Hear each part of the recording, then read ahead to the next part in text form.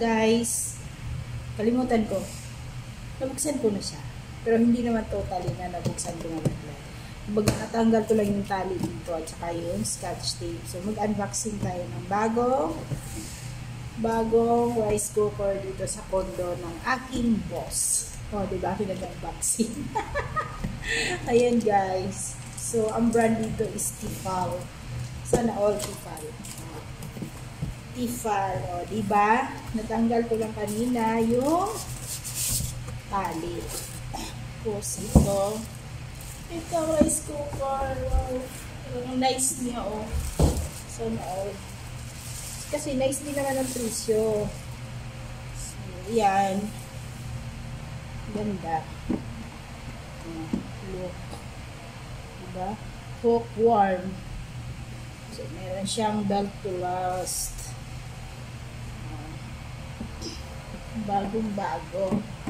Brand new na brand new, guys. So, yun. Ano natin? Buksan natin. Wow! There we go. May sandok. Ang saksakan. Ayan. Pwede ka mag-steam dito. Tapos may rice cup. Ayan. Rice cup. And then ang main caldero. So, nasa ano lang siya. Mga 11 cups. Mga 11 cups ang ano guys. Ayan guys. 11 cups ang kaya niya sa inyo. Ayan. So, ganda. At bago. Ayan. Ayan lang guys. Ayan. Tapos yung sandok niya. Ayan yung sandok niya.